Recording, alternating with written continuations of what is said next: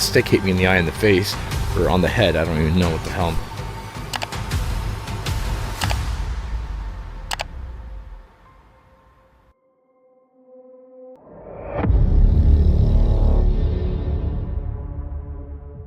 Some encounters happen in broad daylight, while others hide in the pitch black.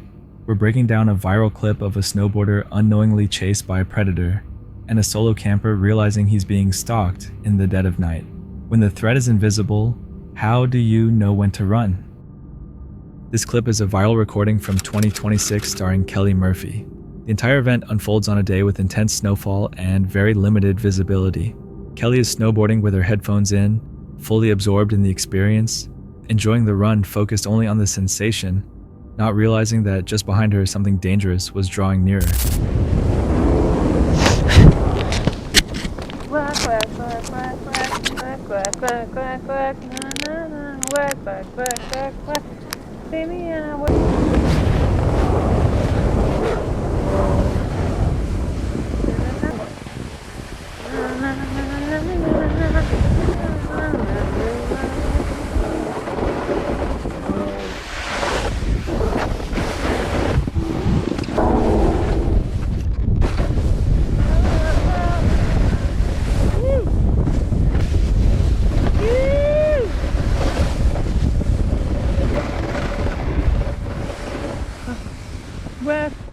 What makes this video so remarkable is that Kelly never realized during the entire footage that a large bear was pursuing her from behind, and not in a harmless manner, at least not based on the noises it was making. That unawareness may have protected her, because without knowing the threat, panic never had a chance to take over. She didn't stop, she didn't commit a deadly error, she simply continued riding, focused only on the slope. Moments like this spread quickly online because they are rare. They turn into stories shared for years. Kelly went through the ride of her life and only understood the risk after replaying the video later. Sometimes staying calm without realizing the danger can change the outcome, and small choices make a bigger difference than we think. Do you believe she was simply lucky, or was there another reason the bear never closed the distance? For this clip, we head all the way to Russia, to something that might appear almost ordinary there. But in truth, it is an extremely risky act. One that in more than 90% of cases ends in death. The footage is brief, so let's watch it. Дай ему пирожок там. Подожди, я ему сейчас с рук дам. Дай пирожочек. На скорей. На скорей. На пирожочек. На скорей. На. Вкусно? Да. Вкусный пирожок? Дай ему все.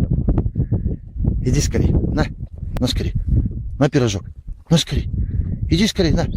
Че, невкусный, что ли? Что-то хрякает, что-то не нравится ему. Вот так, умница. Вот так вот. Красавчик ты мой. In some ways, it may seem harmless, but where there are two bear cubs, the mother is never far behind, and polar bears are not animals you challenge because you don't walk away. A polar bear may be the only creature that deliberately hunts anything, including humans, and the chances of escape are low. You can even sense it in their exchange when they mention needing to hurry, because they understand that at any second, the mother could show up and everything could turn dangerous immediately. But when you really study the cubs, still so young, you notice how large a polar bear already is, and then you start picturing just how enormous their mother must be. Sometimes people step closer than they should, even when they know the risk, and the outcome can change in seconds. Would you have stayed that close or walked away before it was too late? The following footage was shared on the YouTube channel Indiana Jones in October 2022. In the video, a British YouTuber named Richard began a solo van camping trip near Great Yarmouth in England. After finishing work, he got straight into his van and started the roughly 4-hour drive from the northwest toward Great Yarmouth. His plan was simple: an overnight stay at one of his planned spots, then the entire next day with his son at the zoo before heading home that evening. However, as he neared his usual location, he quickly discovered that every nearby campsite was fully booked. Because of that, he chose to stealth camp at different locations around Great Yarmouth, including a first choice, a backup, and a final option on the seafront that he did not feel good about. When he arrived at the first car park, it was crowded with modified cars and people, which would attract too much attention to a small van attempting to stealth camp, so he immediately abandoned that idea and drove toward his backup location.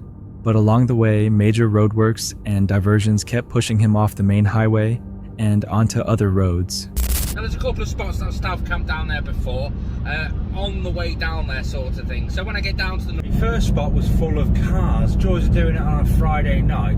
All the little boy races are out with their little groups. that last one is the one that's sort of a last resort, so to speak. It's typical seafront. It's a bit nervy sort of place. It's a 5-hour journey from the northwest of England all the way across the country to Norfolk coast. Right, off to the second spot.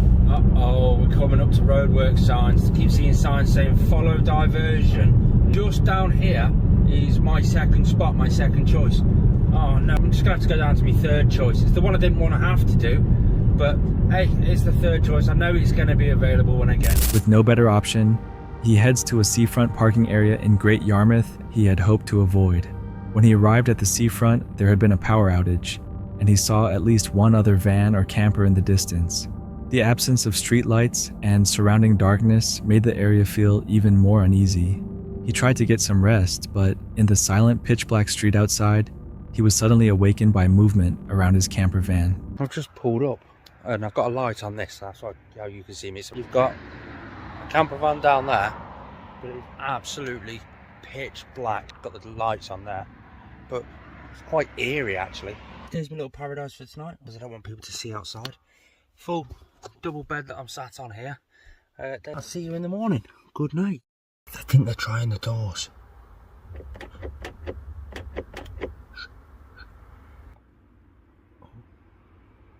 can hear the van going. Yeah. Right. I think they're gone. Let's go and have a look, shall we? Look, see? Look, see? Nobody is around. Close that up. I don't want anybody to know I'm here. That was scary.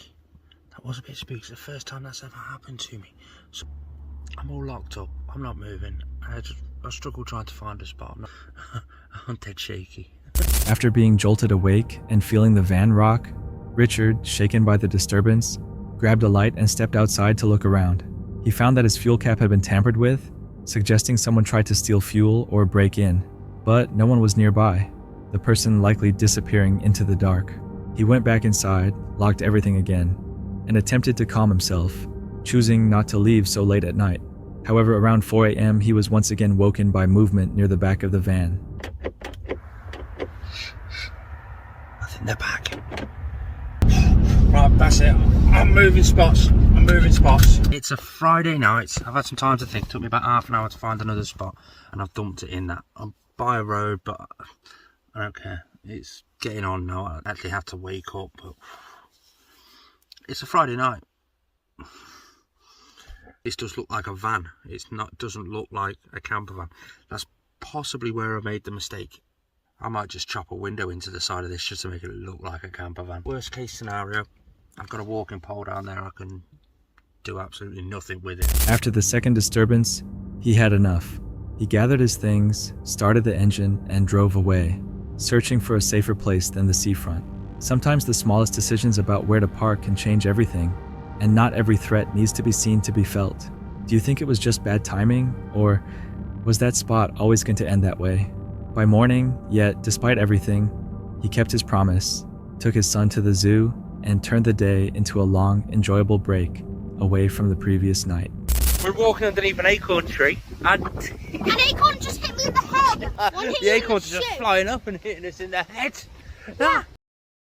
Mo Sargi is a well-known YouTube creator. Alongside his main channel, he operates another one centered on his life with his family. On January 9th, 2026, he uploaded a video documenting a visit to a piece of wooded land he had purchased, hoping to enjoy nature and quiet time with those close to him. But during that visit, he discovered something unsettling on his property. Deer hunters had built several makeshift hunting blinds without permission or consent. Mo Sargi walked the land, documenting each illegal structure and marking their locations to gather clear evidence. Once finished, he returned to the small cabin he had built there. The plan was simple: split some firewood and start a fire inside. Everything seemed calm again. But as often happens, things do not always go as planned. Oh man, that was probably the dumbest thing that's ever happened to me. I think I broke my nose, maybe? I don't know. I just never done that before. That's the first in my life. Holy shit. I literally, like, I dropped right here. I literally tried to cut some wood. I grabbed one of these just pieces of kindling that I have here and broke it just like that. That's what I usually do. Somehow it caught me off guard. When I kicked it to break it, it flew up and the nail end, the stick hit me in the eye and the face, or on the head. I don't even know what the hell I'm talking about. I've never, like, it dropped me, you guys. Holy shit. My head hurts. I'm contemplating whether I should go to the hospital or not. And I probably got it on that camera. Oh my God, let's rewatch that footage.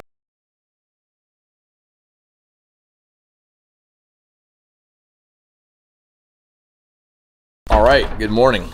Welcome back to another vlog. So my nose is, I don't know if it's broken or maybe it's just very sore because that hit me really hard. But that hit that I just took was just really, really bad. My teeth hurt, my gums hurt, my head hurts, and my eyeball hurts. Got lots of work to do. A snowstorm is coming, so I'm gonna stick around here today to clean. But if my condition gets worse, I'm definitely gonna leave. Fortunately, Mo Sargi was not seriously injured, and his condition did not worsen. Still, it would have been wise to seek medical attention, since injuries involving rusty objects should never be ignored. He was also lucky the nail did not strike his eye, because the outcome could have been far worse, even permanent vision loss. Sometimes it is these ordinary tasks that suddenly turn dangerous, especially when you least expect anything to go wrong. It shows how quickly a simple routine can shift in seconds. Do you think this was just bad luck, or a reminder that even small mistakes can have big consequences?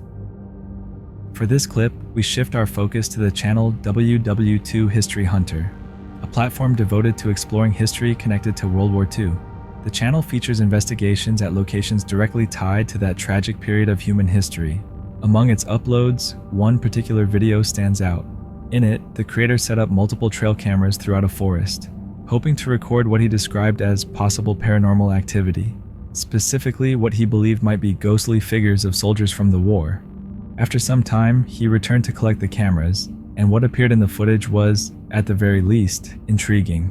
I'm just here to show you what the images are, and I'll put some comments on. Well, this is basically what cam number 1 sees through its viewfinder. First being recorded as photos, and then 30 seconds of video. Probably it's the first night. Got a little, looks like a mouse or something starting to run around there. That's basically what you see in this first clip.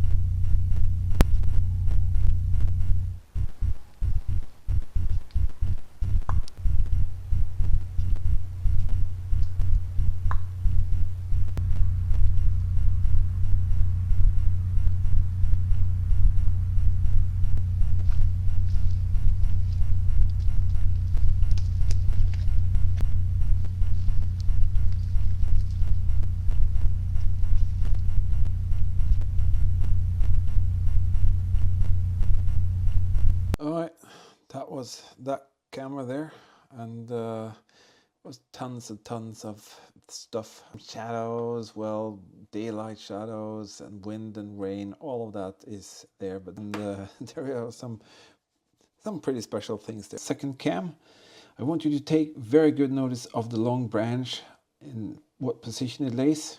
As you can see it here, different kind of images that I'll show you later. There is something really, really weird going on there.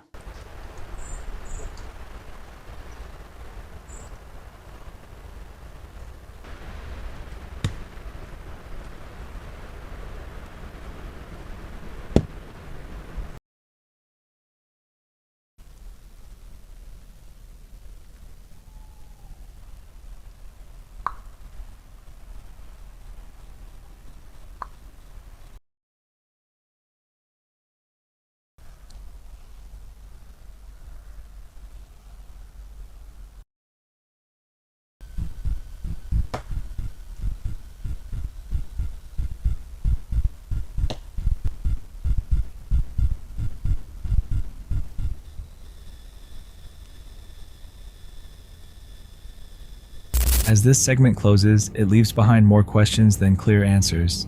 While searching for one type of mystery, the creator may have encountered something entirely different. After everything that was recorded, heard, and almost seen, it becomes difficult not to think about legendary creatures like Sasquatch or something similar.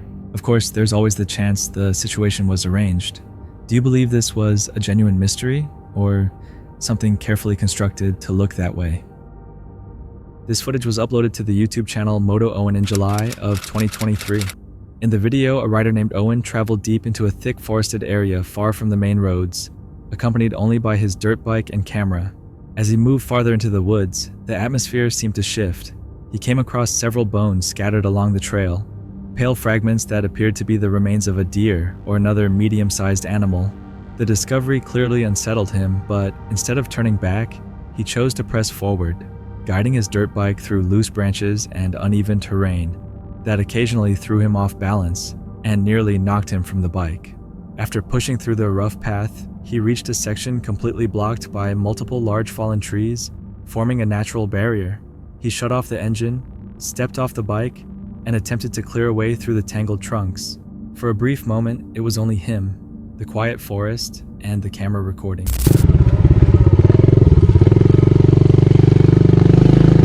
That's kind of creepy. Go this way. If you turn around, you never get to see what's on the other side. That's where all the gold is waiting over there. Could be missing out what's on the other side.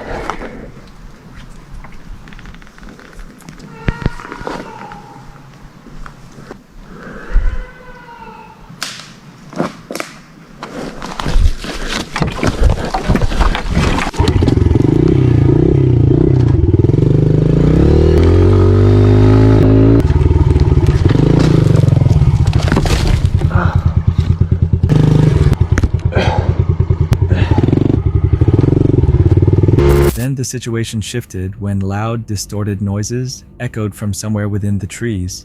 It was enough to convince him to leave. Days later, curiosity brought him back.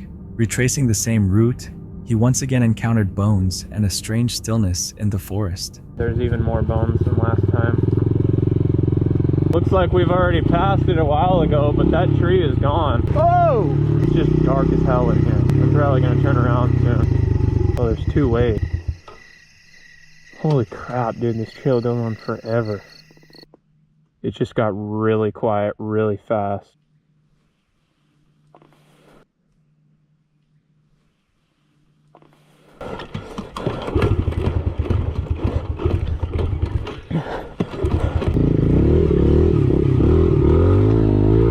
That was my cue to leave. After reviewing the footage frame by frame, he noticed what appeared for an instant to be a pale, human-shaped figure standing motionless at the tree line.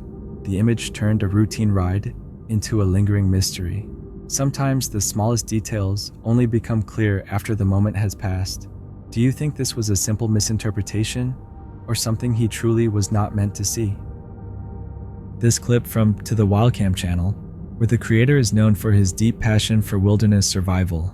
This time, however, nature appears to have taken control of the situation. In many ways, the entire video becomes an encounter on its own, because no matter how experienced someone may be, the decision he makes is extremely dangerous. During a powerful snowstorm at an elevation above 13,000 feet, he chooses to spend the night using nothing but 2 rocks and a tarp. For 99% of people, that alone would be reason enough to turn back. But the mountain had other plans.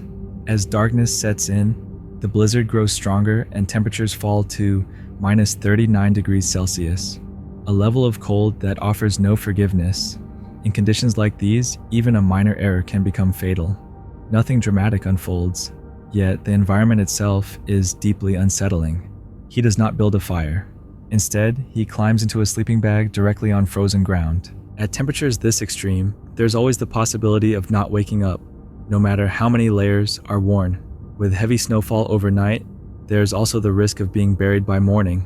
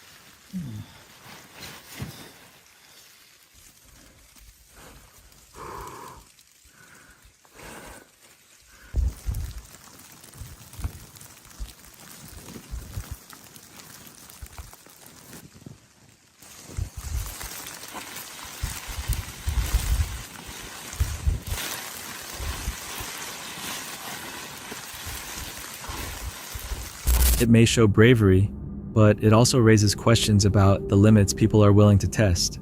Sometimes survival depends less on strength and more on small decisions made in the cold. Would you have taken that risk or walked away before night fell? The video documents a return to a historically significant area of Scotland, where the investigator uses a spirit communication app and live audio recording to capture unexplained sounds and shifts in atmosphere, rather than relying on traditional equipment. It is January 22nd, 2026, in a forested region of Scotland. Welcome back to the channel, brothers and sisters, welcome back. This is an extra episode. This is just an extra episode recording on the way. The area where I did the urban legends, just to see what will happen. What comes through the spirit talker, and just because I've been hearing things.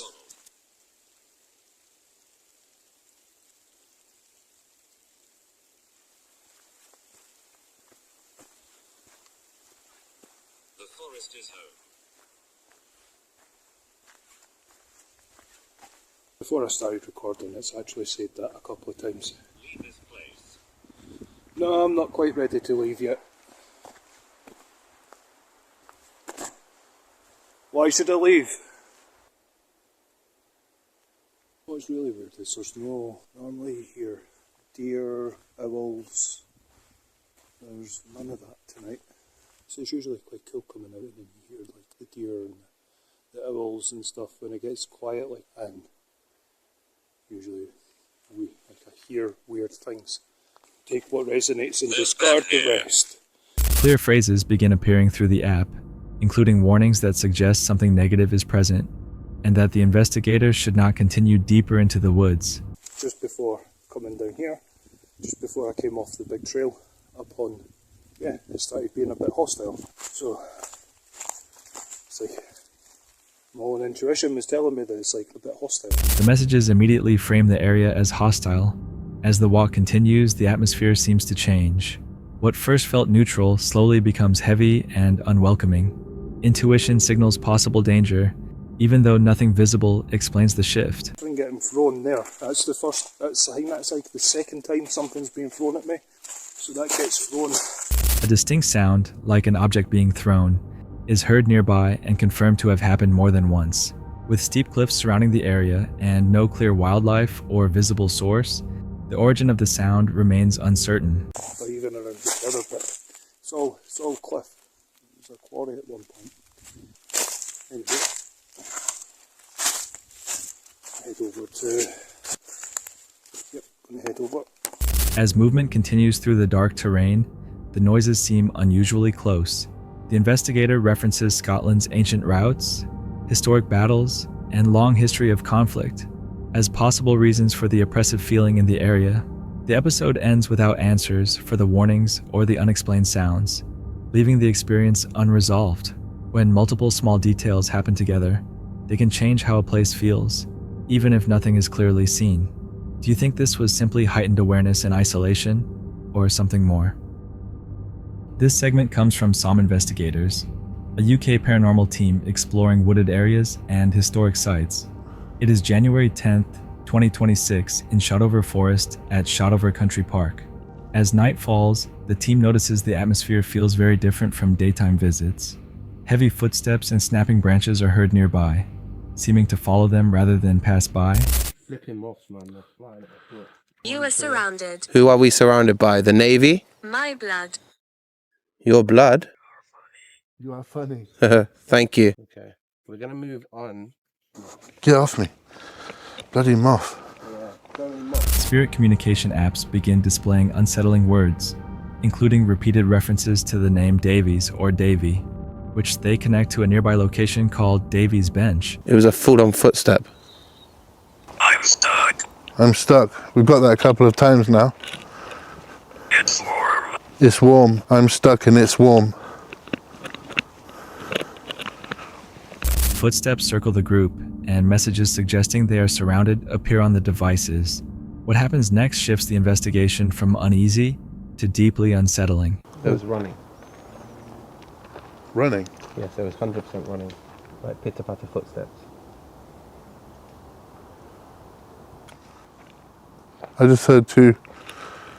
Okay, look.